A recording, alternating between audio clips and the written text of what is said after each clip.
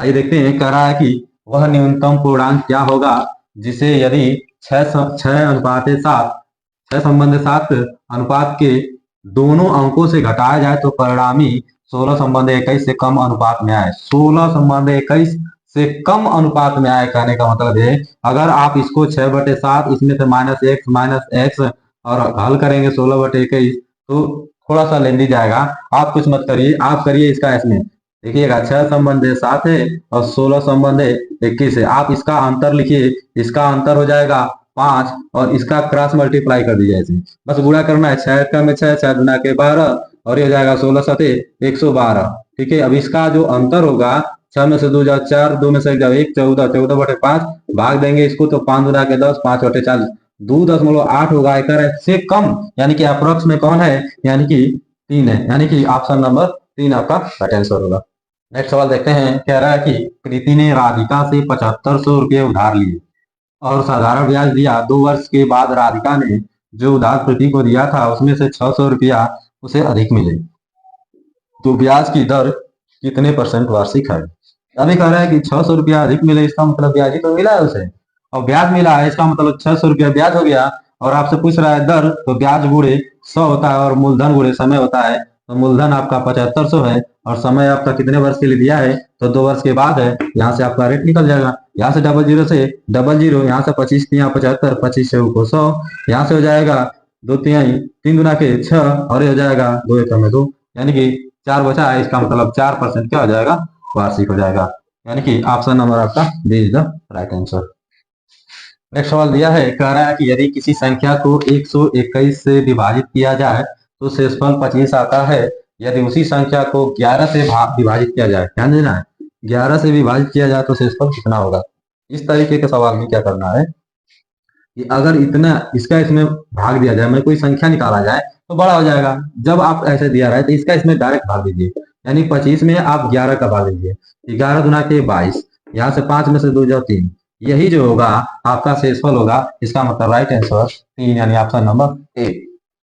Next सवाल दिया है, कह रहा है कि यदि किसी राशि का साधारण ब्याज मूलधन का 4/9 है, यदि ब्याज पर दिए जाने वाले मूलधन की अवधि के वर्ष ब्याज की वार्षिक दर के बराबर हो तो की दर क्या है। आपको पता है कि अगर हम कहें कि ब्याज यानी कि ब्याज बराबर है, साधारण ब्याज बराबर होता है मूलधन गुणे दर गुणे समय बटे में 100, ये फार्मूला है, इसी पर हल कर सकते हैं। कह रहा है किसी राशि का साधारण ब्याज जो है मूलधन का 4/9 है, यानी कि यहाँ का 4/9 ये मान लेते हैं। अब यहाँ से जो भी मूलधन है, ठीक है, गुणे दर और समय, यहाँ पे आपको कह रहा है दर, दर और समय दोनों ही बराबर है, x गुणे x बटे में यानी कि 100। अब ध्यान देने वाली बात है कि अब यहाँ से मूलधन हम माना क्या, तो मूलधन अगर मान लेते हैं कि कुछ भी हो, अगर हम मान लेते हैं मूलधन 100 हो, ठीक है, तो 100 मानेंगे तो ये भी का 100 हो जाएगा। ठीक है, यहाँ से क्या हो जाएगा, कैंसिल हो जाएगा। अब इसका आपस में क्या गुणा हो जाएगा और इसका एक्स स्क्वायर हो जाएगा। तो इतना ना करके आप इस तरीके के सवाल में आप डायरेक्ट लिखिएगा, यानी कि आपसे पूछ रहा है दर, यानी दर बराबर हो जाएगा आपका करड़ी में 4/9 और गुणे 100, यहाँ से हल करिए। अब यहाँ से हो जाएगा आपका इसका वर्गमूल 2 और गुणे 100 और फिर ये हो जाएगा इसका भी वर्गमूल हो जाएगा 10, ठीक है, और ये हो जाएगा 3, यहाँ से हो जाएगा 20 और 20 बटे में 3, इसका हो जाएगा 6 सही 2/3%, यानी कि जो आपका राइट आंसर हो जाएगा डी 6 सही 2/3%। ये नेक्स्ट सवाल दिया है, कह रहा है कि एक त्रिभुज की भुजाएं 1/2, 1/3 और 1/4 के अनुपात में है। यदि त्रिभुज का परिमाप 52 सेंटीमीटर हो तो सबसे छोटी भुजा क्या होगी। पहले इसको अनुपात में बदलते हैं और देखते हैं 1/2, 1/3 और 1/4, इन सभी का एलसीएम हो जाएगा 12।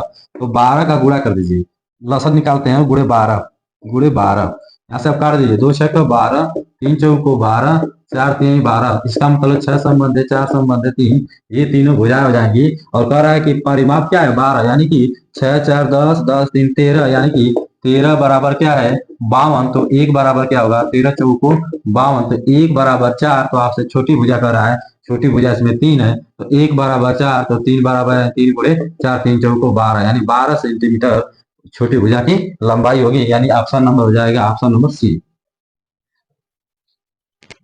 नेक्स्ट सवाल दिया है, कह रहा है कि एक दुकानदार अपनी साड़ियों का मूल्य लागत मूल्य से 20% अधिक निर्धारित करता है। और उस पर नकद खरीदार को 10% भत्ता देता है, तब उसे कुल कितने परसेंट का लाभ होता है। कहने वाली बात है, मान लेते हैं कि अगर क्रय जो मूल्य है इसका 100 रुपये, अब कह रहा है कि वो 20% अधिक अंकित करता है, यानी कि हम कह सकते हैं कि 100 का 20% अधिक अंकित मतलब 120, 120/100 फिर अंकित करता है, फिर उस पर नगद खरीदार को 10% का बट्टा देता है, इसका मतलब 90, यानी कि 100 में से 10 घटाएंगे तो 90 हो जाएगा, 90/100। यहाँ से डबल जीरो से डबल जीरो, डबल जीरो से डबल जीरो, इसका मतलब 12 नवा 108 हो गया। अब उसका क्रय मूल्य 100 था और बेचा कितने में, 108 में, लाभ कितने हुआ 8 का, इसका मतलब कितना परसेंट, 8%, यानी option number D is the right answer. एक सवाल है काम समय का है, कह रहा है कि ए कोई कार्य 6 दिनों में कर लेता है, यानी ए कोई कार्य 6 दिन में कर लेता है, बी उसी कार्य को 9 दिनों में करता है।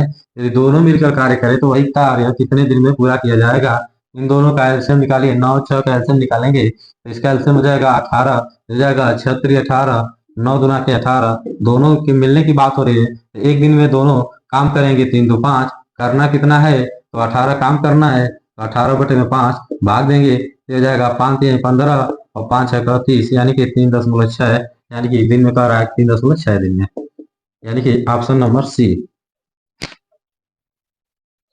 नेक्स्ट सवाल दिया है, कह रहा है कि ए कोई कार्य बी की तुलना में दोगुनी गति से करता है। कह रहा है कि ए है और यह बी है, मान लेते हैं। कह रहा है कि ए कोई कार्य बी की तुलना में दोगुनी गति से करता है।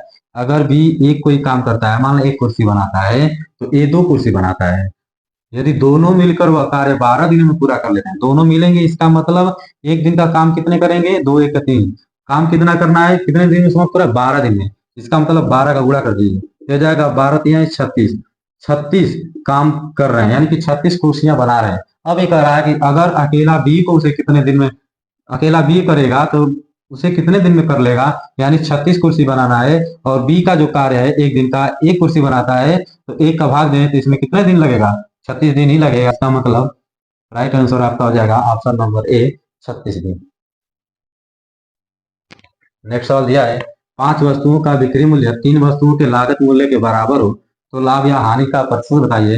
अगर हम कहें कि 3 वस्तुओं को आप खरीद रहे हैं 100 रुपया में, यानी सीपी है, और 5 वस्तुओं को बेच रहे हैं 100 रुपया में, यानी ये एसपी है, तो आप जो है 3 वस्तुओं को 100 रुपया में खरीद रहे हैं, 5 वस्तु को 100 रुपये बेच रहे हैं, इसका मतलब 2 वस्तु को आप घर से दे रहे हैं, इसका मतलब 2 की आपकी हानि हुई, कहाँ से हानि हुई है, 5 के यहाँ से, तो यहाँ से 5 का उतना ही क्रय मूल्य यहीं से आ रहा है, तो 5 इसका मतलब वस्तु हो जाएगा, यानी सीपी हो जाएगा, और गुणे कितना 100, यहाँ से काट देंगे 20 25 100, यानी 20 दुना के 40, 40% की क्या होगी, ये आपका हानि हो जाएगा, यानी कि जो 40% की हानि होगी, यानी ऑप्शन नंबर डी, और डी राइट आंसर हो जाएगा आपका।